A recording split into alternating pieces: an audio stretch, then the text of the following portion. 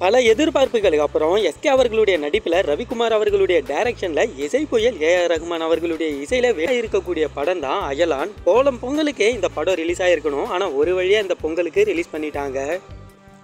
ஆனால் எவ்வளோ லேட் ஆனாலும் இந்த படத்தினுடைய எதிர்பார்ப்பு குறையாத அளவுக்கு தான் இருந்துச்சு. அந்த எதிர்பார்ப்பை இந்த அயலான் படம் பூர்த்தி பண்ணியிருக்கான்றதை தான் நாம் இந்த ரிவ்யூவில் முழுசாக பார்க்க போகிறோம். வீடியோக்குள்ளே போகிறதுக்கு முன்னாடி இன்னும் நம்ம சினிமா கலெக்ஷன் சேனலை சப்ஸ்கிரைப் பண்ணாமல் இருந்தால் மறக்காமல் சப்ஸ்கிரைப் பண்ணிக்கிங்க. பக்கத்தில் இருக்கிற பெல் ஐக்கானி கிளிக் பண்ணிக்கோங்க. இப்போ வாங்க நம்ம ரிவ்யூக்குள்ளே போகலாம். படத்தினுடைய ஆரம்பத்திலேயே வில்லன் கிட்ட இருந்து தான் ஆரம்பிக்கிறாங்க. வில்லன் பார்த்தீங்கன்னா ஒரு ஆராய்ச்சி பண்ணுறாப்புல. அந்த ஆராய்ச்சியில் பார்த்தீங்கன்னா வேற்று கிரகத்தில் இருக்கக்கூடிய ஒரு ஸ்பார்க் ஒன்று கிடைக்குது. ஸ்பார்க்கை வச்சு வில்லன் பூமியில் ஓட்ட போட்டு சில ஆராய்ச்சிகளை பண்ணுறான். இது வேற்று கிரகத்தில் இருக்கக்கூடிய ஏலியன்களுக்கு தெரிஞ்சு ஒரு ஏலியன் மட்டும் நம்ம பூமிக்கு வருது. அடுத்ததாகவே ஹீரோவோட இன்ட்ரோ காட்டுறாங்க. ஹீரோ பார்த்தீங்கன்னா எந்த அளவுக்கு நல்லவர், ஒரு எறும்பை கூட சாவடிக்காத ஒரு நல்லவராக தான் ஹீரோவுடைய இன்ட்ரோடக்ஷனே ஸ்டார்ட் ஆகுது.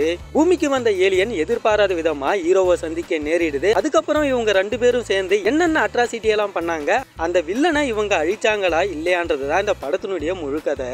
இந்த படத்தில் ஏலியன் இருக்குதுன்னு சொன்னதுமே இந்த படத்துக்கான எதிர்பார்ப்பு அதிகமாயிடுச்சு. அந்த ஏலியன் காட்சிகளை ரொம்ப அழகாக பூர்த்தி பண்ணியிருக்காங்க. ஏலியனை வச்சு ரொம்ப ஜாலியாகவும் அதே சமயம் பல கருத்துக்களோடவும் இந்த ஒரு படத்தை கொடுத்துருக்காங்க.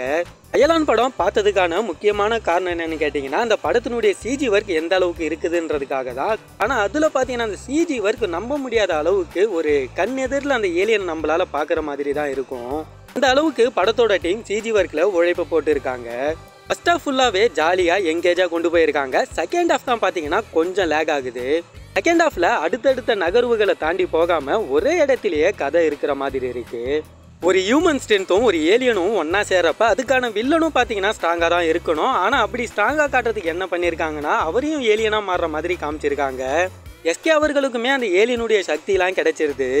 சரி, இந்த இடத்துல ஏலியன் எப்படி அடிக்க போகுதுன்னு ஆர்வமாக உட்காந்து பார்த்தா அந்த இடத்துல ஒரு ஹியூமரை போட்டு சிரிக்க முடியாத அளவுக்கு வெறுப்பேற்றி வச்சுருக்காங்க.